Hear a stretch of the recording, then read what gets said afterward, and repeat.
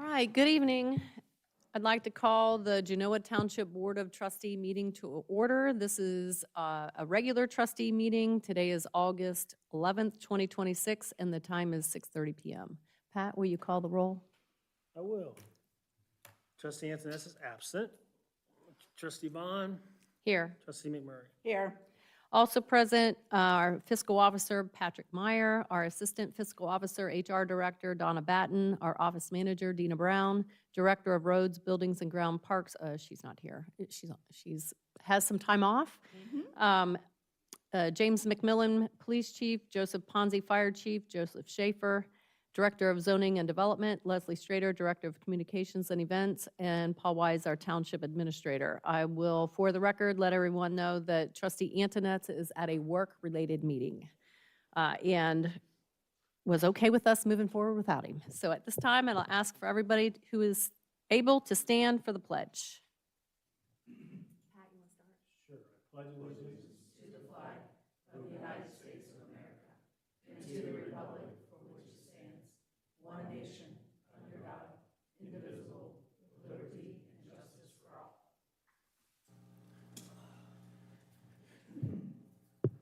All right, agenda changes.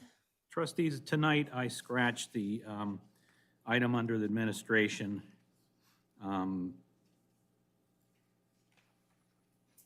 It's for the engineering. It turned out that we did a line item changes on that quote, and it fell below $10,000. Secondly, the fiscal is adding the park levy fund appropriation, capital fund transfer, fire fund added. And also maintenance cemetery fund appropriation moved to fiscal. Okay, thank you. I'll turn it over to Pat for the fiscal officer report. Sure, thanks. So first of all, just a couple minutes. I'd like to ask for approval, the July 13th special trustees / zoning meeting and the July 14th regular trustee meeting.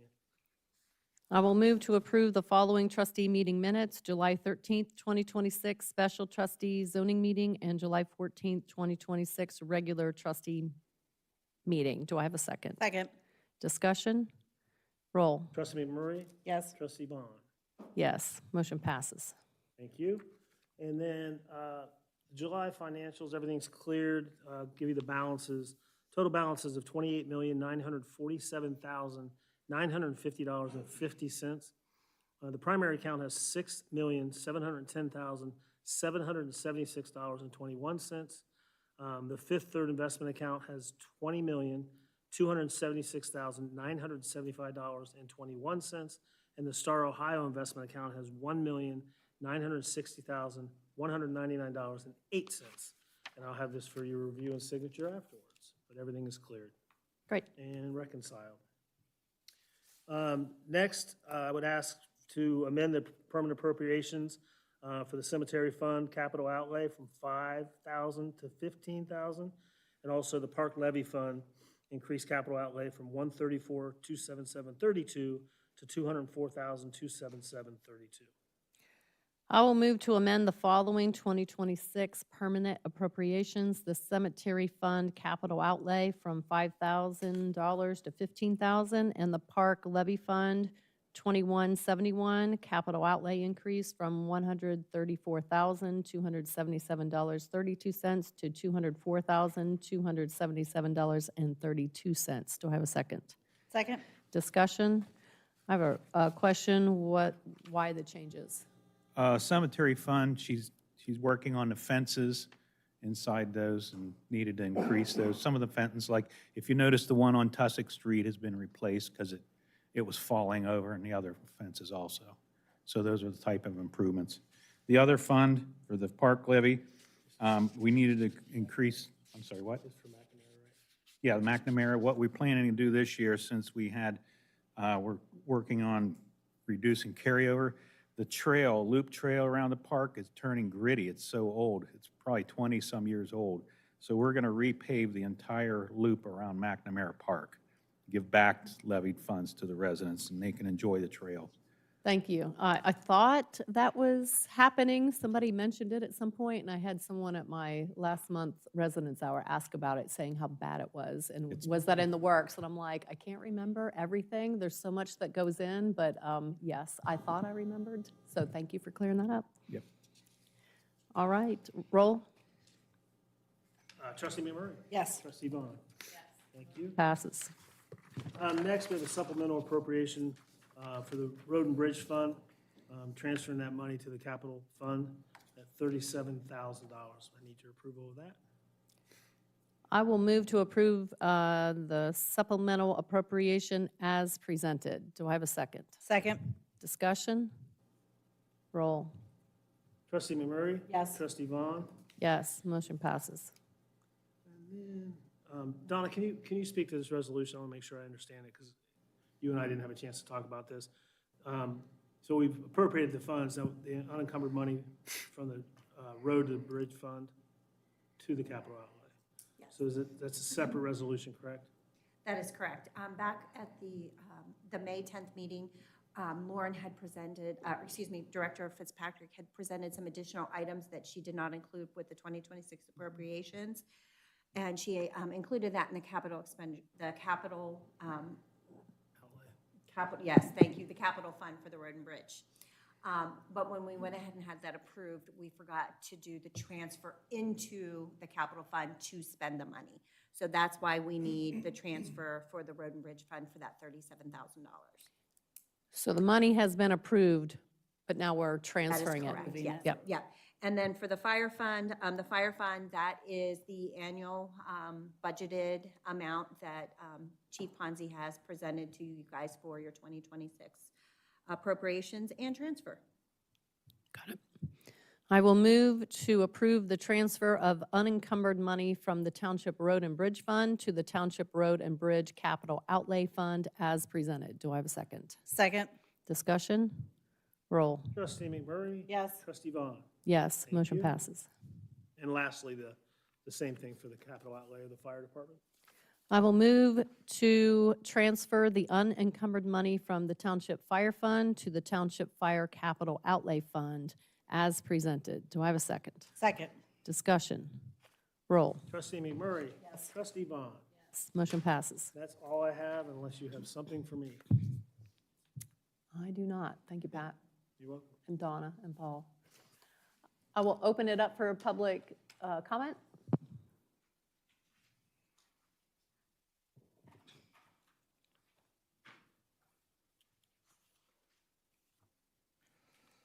Good evening, Rick Whelan, 9500 Brittenwoods Drive, Galena. First, I'd like to address the trails at the park that you talked about paving. If anybody has taken a look at that and see if it's, I don't know what the paving's gonna be. Are they gonna tear up the trail and repave it? Are they gonna cap the trail as far as repaving it? Are there some other means as far as toppings that can be put on the trail, since it's just pedestrian traffic? It's not a heavyweight type of a thing.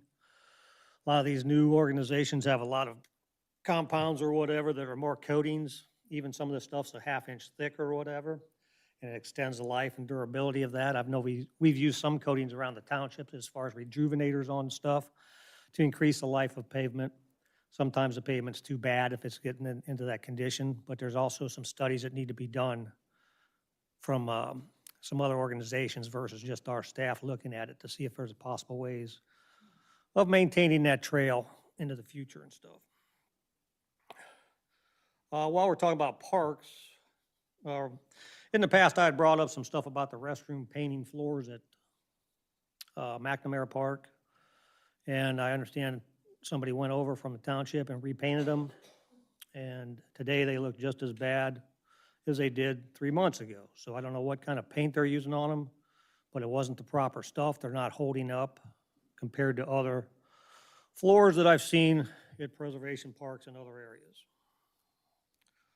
Also, we have some stuff at McNamara Park that I brought up at previous meetings as far as no stop signs or signage when you leave McNamara Park and come on to South 03C. There's nothing there at the crosswalk delineating the crosswalk to observe, for people to watch out for pedestrians. There's no stop signs, there's no turn signs, there's nothing there as far as signage. There's no signage as far as park hours or anything at that location. So I'd like to have that followed up on. There's also a drainage easement out front of that park or whatever that has a dead tree that fell over about 6 months that's still laying down in it. Whether we're just gonna leave the dead tree in there to rot and decompose, or we're gonna clean it out and use it as a retention pond as it's supposed to be. I brought up a little bit of the buildings, over at McNamara Park as far as our freestanding shelter building, as far as the vinyl siding on top of those roofs. Looked like it's still loose. It's got a lot of mold and stuff on it. It needs some repairs and cleaning, stuff on that. As far as roads coming into town tonight, we went through the new roundabout. That seems to be very nice. And I think it was a timely thing, got done, worked out nice for us. I think we're gonna enjoy that or whatever. I did notice some of the signage is kind of close to it on the edges of the road. And I'd like to see if that's something we could ask the county about, if they were involved in that, if that was done correctly. A lot of taller trucks and stuff come through there or whatever, and if you have anything hanging over the curb, it looks like that signage is right in line with the curb exactly. So there's no give or take on any of that type of area and stuff. Same for snow plows and stuff going up through there and stuff. Even though there's a curb or whatever, we'd have to see if anybody ever jumps that and hits that stuff. So just to be sure that it's, you know, put in where the proper spots and stuff are on it.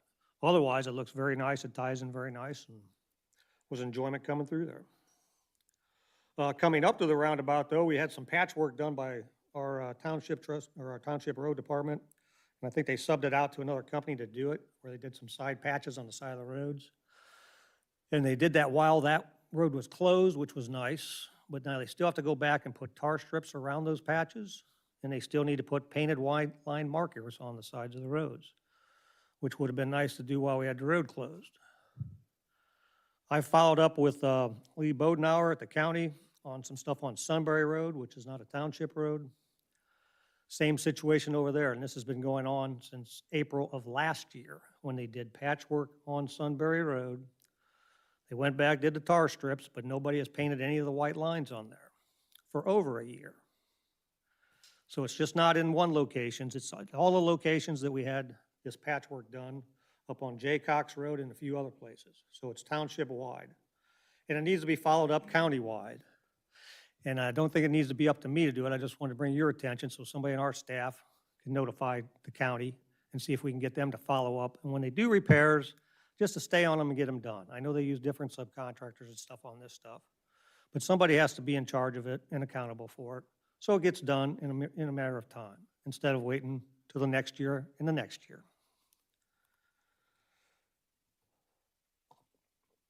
There's about 3 signs when you come in off of Big Walnut Road from Sunbury Road that are mounted pretty crookedly. They would have been nice to straighten up and stuff coming up through that section. We're just talking about trying to clean up more stuff around the township if we can. I've been working with the county pretty diligently on a lot of tree branches and stuff that have been laying in right-of-way areas and stuff. Most of them were on county roads and stuff like that. And once they were made available or known or had knowledge of it, Lee Bodenauer and his crews, within about 1 to 2 months, got stuff cleaned up pretty nice. There is still some trash out on Big Walnut, out on South Old 3C that's been there since April. It's in the catch basins. I've got pictures of it. There's a plastic jug that's been in there since before February or March. And that's a county road, but we're a township and we have township representatives here. And everybody travels up and down that road. It'd be nice if somebody besides myself noticed that the catch basin's full of that there's plants and stuff. There's also other debris, grass growing in the other drainage ditch. And the county will clean this stuff up if we let them know about it. But nobody seems to be letting them know about it except for me. So I'd appreciate some help from the township and the staff that we have. Up in Liberty Township, they have a do not knock registry. And I'd like to see if we could impose and provide that for our residents here. We have a registry, I believe that solicitors are supposed to sign up to register and stuff in Genoa Township. And it's also nice to have a do not knock registry associated with that to let them know that there are certain addresses where people do not want those solicitors to visit. Because I think the township should provide for their residents. As far as the trustees, I had a couple things with zoning that I've been sending some emails back and forth, and I haven't had a lot of response except from Trustee Vaughn has done some follow-up and continues to do so. I have not had any follow-up with Trustee McMurray or any follow-up with Trustee Antonez. I've also not had follow-up from the zoning department as far as the zoning director, Mr. Schaefer. I brought this to your attention, and I'm still waiting to hear about it, and I don't understand why it's taken so long. So I'd like to get some calls this week to address this stuff.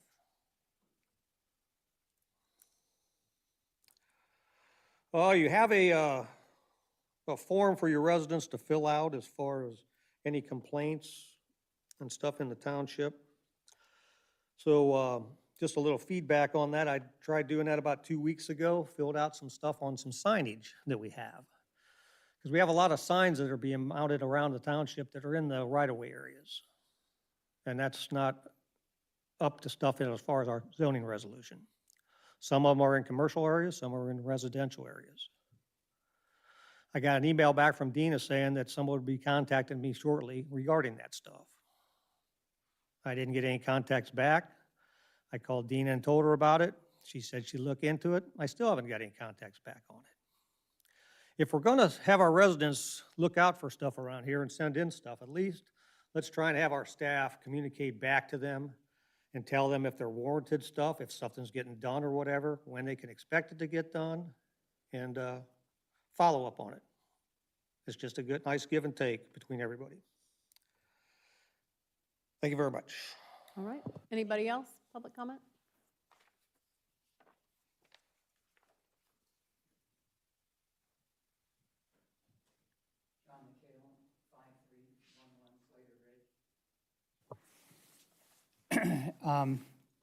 Just two things. Number one, I attended the National Night Out for the police department.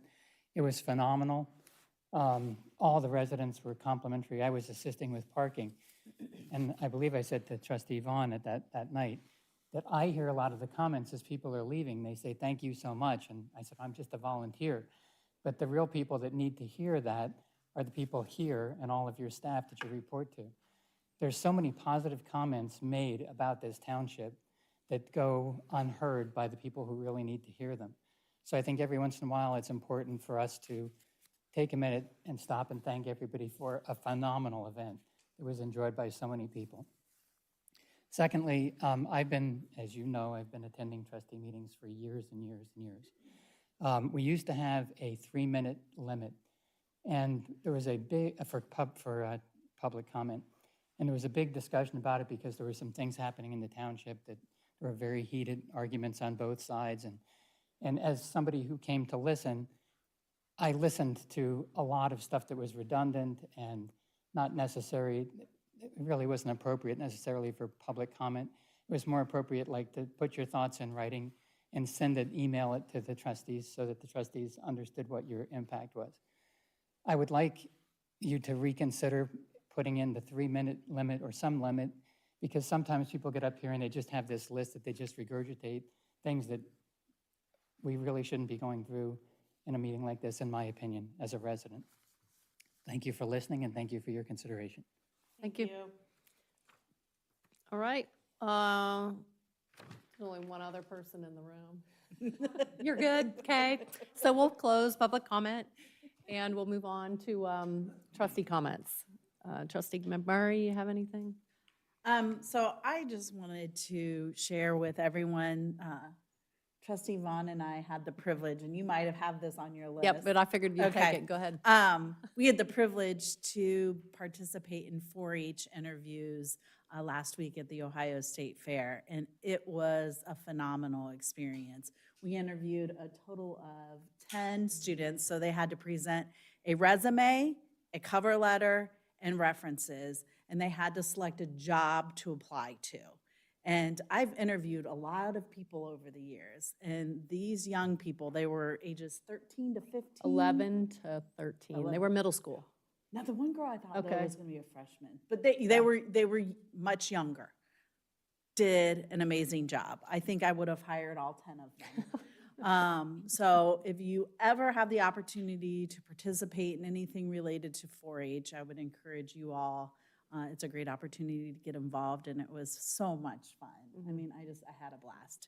So I just wanted to share that with everyone and encourage everyone to get involved in your community, and 4-H is a great way to do it.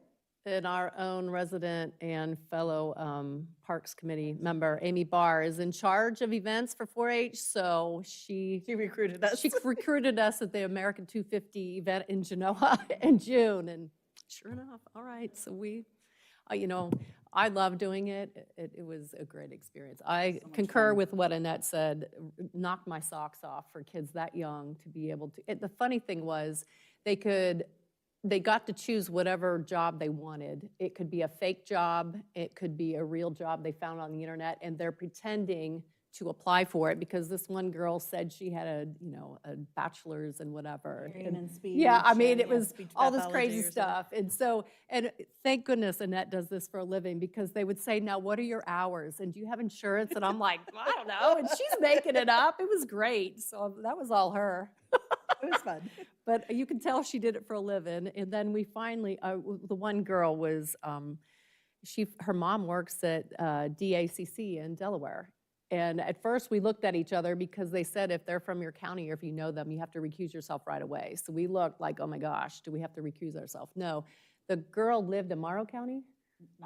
Okay, yeah, one nearby. Mom worked there, and the mom just pulled this special ed aide, and of course, and that's like, oh, this is right up your alley. So I tried to get a couple gotcha questions, and that girl did her homework. She knew her stuff, and I think she ended up winning the whole thing. It was crazy. Yeah, So she was really anyway, good. we'll stop boring you with that. But yeah, it was great. In addition to that, I wanted to let everybody know that I had an Ohio Township Association board meeting last week. I always like to give everybody an update on legislation, maybe things to look into that are maybe coming our way. One thing is the fiber companies are really pushing to have townships pay. If a township expands their roadway into the right-of-way and disrupts their cable, they want us to pay for the replacement. They're pushing it. This isn't going anywhere yet, but you know how they are. They're going to keep pushing. And I guess it stems from they go in one year and put in a new cable, and then a municipality, not just a township, decides they want to expand the road, and they disturb their brand new cable. My pushback to that is, we all know the road improvements. The county posts them all the time on their website, years in advance when roads are going to be improved or roads are going to be expanded. So shame on them. I think the onus should be on them to contact the municipality. If it's the state, the federal government, the township, the city, the village, it should be on them to contact the local municipality and say, hey, are you, plan to do any work in this area? Then they need to delay their improvement. And the discussion was, what is the definition of new, right? Because all this technology is evolving so quickly. Is a new line 5 years old? Is it 2 years old? Like, what's new? So that's being pushed. I think that's ridiculous to have a municipality pay for that for the reasons that I just stated. There's another push with sidewalk repair. I kind of talked about this a few weeks ago or months ago. There is a push because right now we know, Paul gets them, trustees get them, that a resident will email us that the sidewalk in their neighborhood is, uneven, and we've had people say that they've tripped and injured themselves on sidewalks. We as a township cannot require any resident to repair the sidewalk. We don't have the authority according to the Ohio Revised Code. There's a push to let townships have that authority, but there's people at the state who think that statutory townships, which we are, will require farmers to repair all of the sidewalk across their entire, 100 acres. So right now, they've pulled out statutory townships, and it's only going to include home rule. Yeah, home rule townships. But again, that's not there yet. There was also talk about data centers. That's been a hot topic for a while. There is consensus that nothing will happen before the end of the year, at least until Election Day, right? A lot of these people are on the ballot. They don't want to rock the boat. But there may be quick legislation passed before the end of the year, between Election Day, which is November 3rd, and the end of the year. You might see some legislation pushed about data centers. There is some talk about requiring data centers to provide their own energy, and not only their own energy, but energy for the surrounding community, free of cost. And then that they would have to create their own water district, because we all know they use a lot of power and they use a lot of water. So we'll see where that goes. They actually have that technology now, some of them, that Yes. self-sustaining water inside the data center, so they're getting past that a little bit, but the electricity part is a big one. Yes. I also wanted to give kudos to the police department, National Night Out, staff, the volunteers, the Police Advisory Citizens Alumni Association. I know, I hope I got that right, probably didn't, but you know what I mean. Yeah, but that group for the public, they volunteer for a lot of events, and we couldn't do a lot of our events without them. So thank you.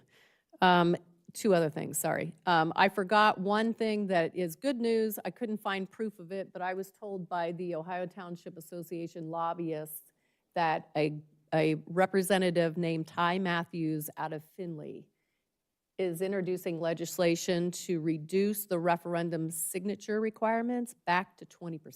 This has been a hot topic as well.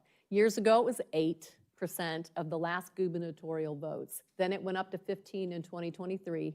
In 2025, they bumped it up to 35%, but this Ty Matthews plans to introduce legislation to bring it back down to 20%, which I think is good news. The last thing, deer feeding. We've gotten a lot of emails, phone calls about people feeding deer in the township. And just deer population too. Yes, A lot deer of population.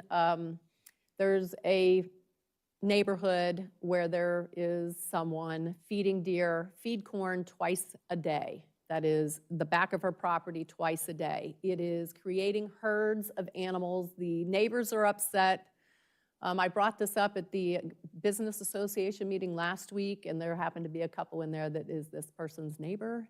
And ODNR has had a conversation with the resident about why you shouldn't feed deer, the dangers of it, and just they need to find their own food.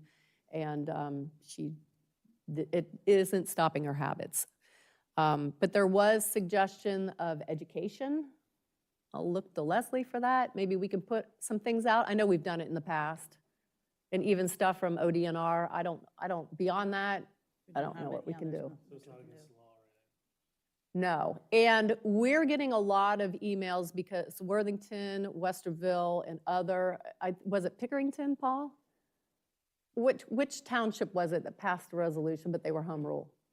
I think it was Perry Township Perry, yeah, I knew it began with in P. northern Franklin County. Yes, so Perry Township created a resolution. Again, they are home rule, we are not. So home rule townships they're allowed to do things that we're not.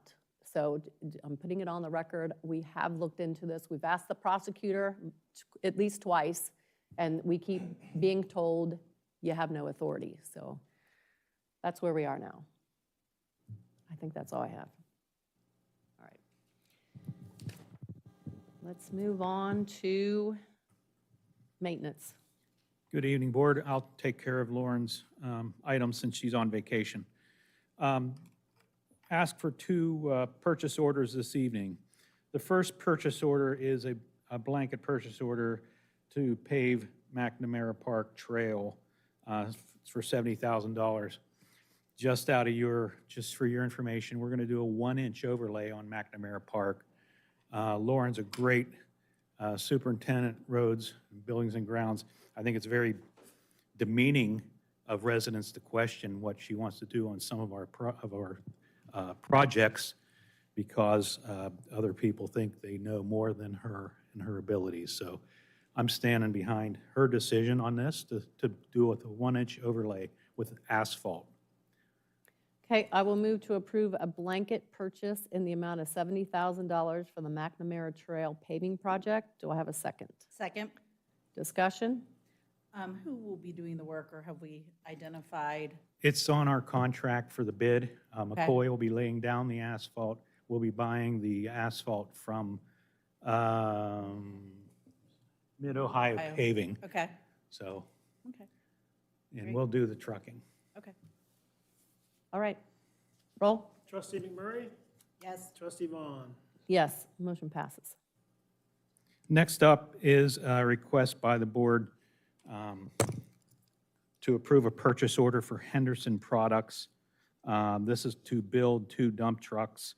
It's for their bodies. It's for all the stainless steel beds on 2 vehicles and for all the hydraulic installation. We had another purchase order for this a couple months ago, and we decided that it was through Kaleida.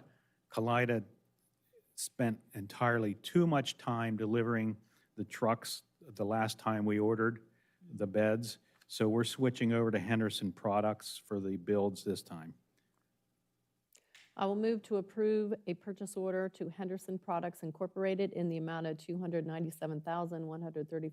$297,134.66 for the purchase of 2 dump truck bodies for the maintenance department. Do I have a second? Second. Discussion?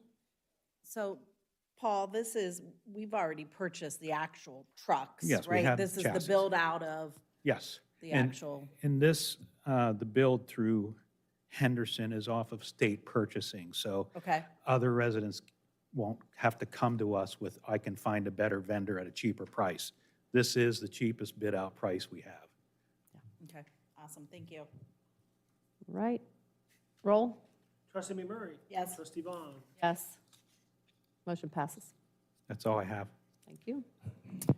I'll turn it over to police. Chief McMillan? Good evening, Board. The only thing on my, under my line for the agenda tonight was e-bike and scooter discussion update. I believe, as we remember from last month, this discussion was started from Trustee Antonez, and he's obviously unable to be here tonight from his other work. I'll give a quick update from what we worked on from last month to this month. We did have a meeting from our subcommittee, which involves Trustee Antonez, myself, some citizens, and started the discussion about how do we move forward with our parks. I was able to talk to our legal advisor early on to determine that we can make park rules, and that's where we're able to work out. And so I've been trying to work with the prosecutor to come up with some type of wording to be able to present to the board, to Trustee Antonez, to see where we wanted to go with it. We're not far enough along that I would be comfortable presenting anything to the public or to the board while we're still trying to get that advice from the prosecutor on what would be a reasonable thing to add in and then start that discussion. So right now, we're still just in the discussion phase, and that's my update for the evening. Thank you. Great. Thank you, and that's all I had for tonight. Also, thank you to a resident that helped out on the committee to talk about the plan, so. John? John. All right, next. Chief Ponzi and Fire? Good evening, Board. Just a couple of quick items for you. First, I would request a resolution to approve a sick leave transfer for one of the new firefighter paramedics, Reese Miller, in the amount of 160 hours from the Springfield Township Fire Department, which was his previous employer before we hired him. I will move to approve the sick leave transfer for firefighter Reese Miller in the amount of 160 hours from the Springfield Township Fire Department. Do I have a second? Second. Discussion? Roll. Trustee McMurray? Yes. Trustee Vaughn? Yes, motion passes. Thank you, Board. And secondly, request for purchase order to J.D. Johnson Sales and Services for the purchase of new handheld walkie-talkie radios for our personnel. With the addition of the personnel, we have some loaner radios that we received from the Delaware County 911 system, but they're just loaners, so we need to purchase some new ones. I originally quoted 3, but I'm asking for 4. which is why there's a price discrepancy between the agenda and your price quotes. Contacted the lowest bidder, which is Johnson in Sales and Service, and just changed the wanted to make sure, like, hey, if I buy one more, price still the same, you know, what, yes, of course. So that is the reason for the price difference. They are the low bidder between the two bids that we got, which are the local bidders or the local vendors of the type of radios that we use, which is why you only see two price quotes there, is those are the two local vendors here in the state of Ohio, is Johnson and Vasu. So, so I'd request you would approve that purchase order. Okay, I will move to approve a purchase order to J.D. Johnson Sales and Service in the amount of $13,800 for the purchase of 4 new handheld radios for the fire department. Do I have a second? Second? Discussion? Roll. Trustee McMurray? Trustee Vaughn? Yes, motion carries. Thank you, Board. Do you want to address The the incident you had last night? Sure. So I had a first in my 30-something year career where I walked across the street to my neighbor's house that was on fire Sunday evening. Due to a lightning strike of the storms we had Sunday evening, at about 10:30 that night. Lightning strike, and talked with Fire Marshal Cato today. He was back out at the residence yesterday. I was there doing some more investigation. He did find, and we're gonna address this, not publicly, social media, try to get some more information out. The damage to the home was caused by a ruptured CSST flexible gas line. We've been dealing with this problem in Genoa Township for 20 years. It's a well-known problem with the flexible gas line. Despite what the manufacturers may tell you that they're safe, they're not. And I'll stand on that ground any day in front of any public panel. They're not. The only safest conduit to carry natural gas inside of the home is black cast iron pipe. So I'm off my soapbox at that point.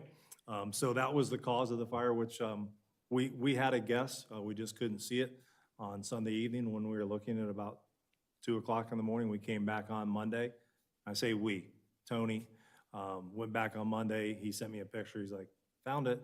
And I showed up, and we're waiting to hear from the insurance company, find out whether he'll want to come in and see what we found and, you know, corroborate what we believe to be the cause. We're continuing to work on that fire, but that's a brief update. Good news is that the homeowners, obviously friends of ours and their 2 boys, nobody's hurt. We've got temporary housing for them taken care of that evening, and that's being continued to be taken care of. Spoke with Gabe, the one homeowner this afternoon. They're doing okay, all things considered. Hard part is for the 2 boys that go to Alcott. They don't have any clothes to wear next week. So. How old are the boys? Thank you. 9 and 6? Yeah, so third-ish grade, first grade, third? 4 and okay. Okay. So, but there's been things that have been flowing in, as I hear, to them to help make sure that the boys have all the things that they School's need. starting. Yeah, I mean, it's right around the corner. It's next week. But we are hearing that things are being funneled towards them so that the boys have everything they need for their first day of school. Very nice. So that's the update. We were kind of busy today. We had a couple of houses struck by lightning, no fires. One inconclusive of whether it was struck or it was just really close. I heard a few that sounded really close. Yeah, I'm surprised we didn't have more, quite honestly, than just the 2. But it was a fairly busy day for us today. Storms have been wicked. They have Crazy. been. And we're not done yet. Yeah.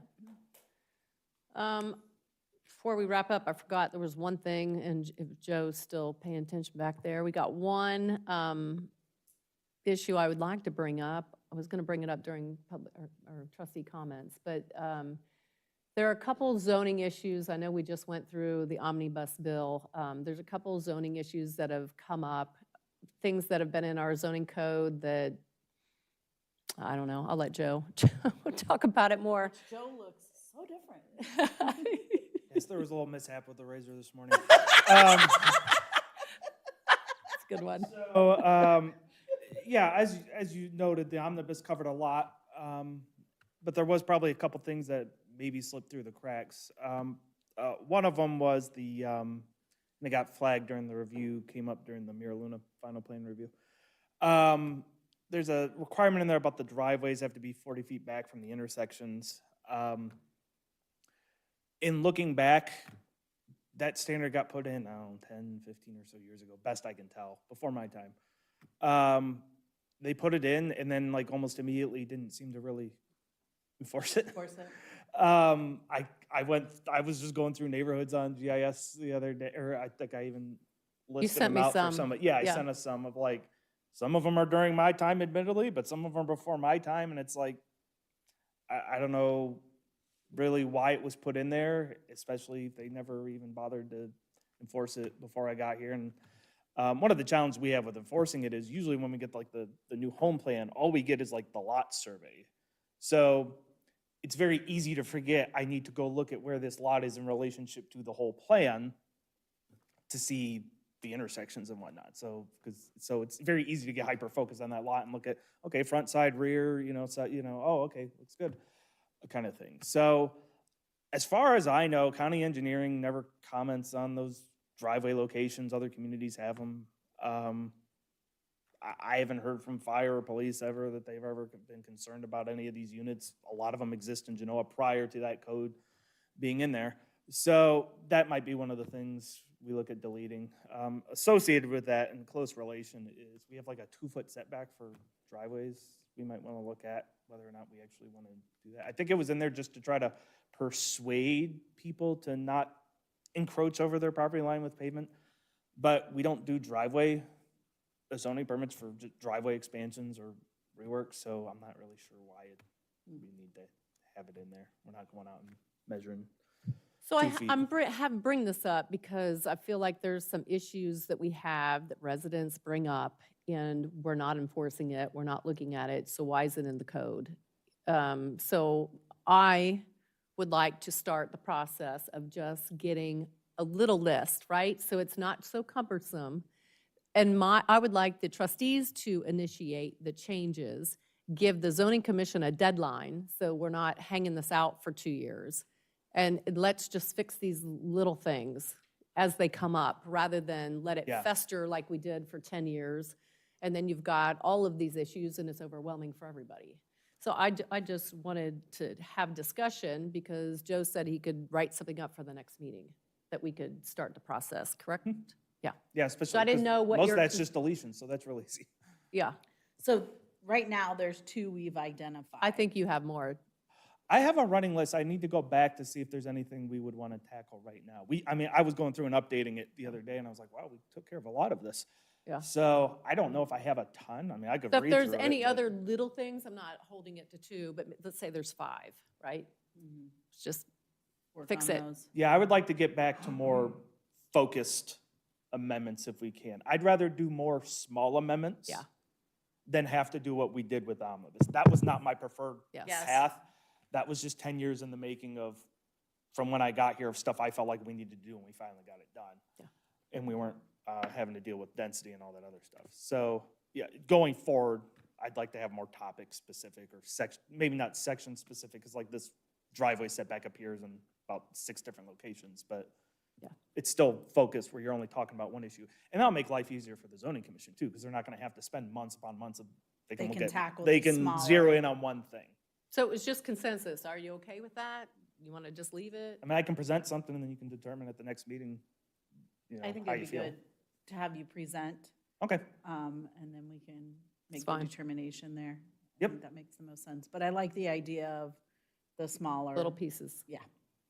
yeah, because I agree with the sentiment. If there's stuff we're not currently enforcing, we haven't been enforcing for years, no one seems to be upset about the fact that we're not enforcing it, why do we have it in there?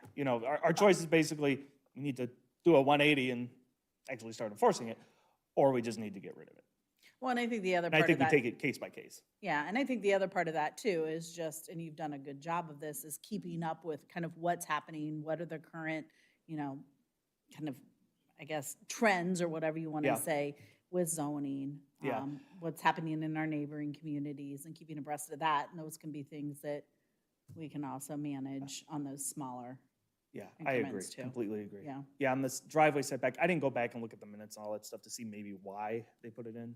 I have a suspicion it had to relate, because that was like when the cluster condos and stuff were really becoming hot, that it was put in there as a way to try to dissuade or make it more difficult to put some of those in. But then they did it anyway. Like if you go into courtyards at Maxtown, like through that first, right at the intersection, that first unit, you're looking right at their garage. Yeah. So I don't know why it was like that. So, Okay. yeah, I will do that. Okay, thank you. Thank you. For the good of the order? Not, no. All right, announcements, August 25th, Board of Zoning Appeals meeting, September 3rd, Parks Advisory Committee, September 7th is Labor Day, the offices are closed, and the next regular trustee meeting is September 8th. And at this time, I will move to adjourn at 7:16 PM. Do I have a second? Second. Discussion? Roll. Trustee McMurray, Yes. trustee Vaughn. Yes, we are adjourned. Thank you, everyone.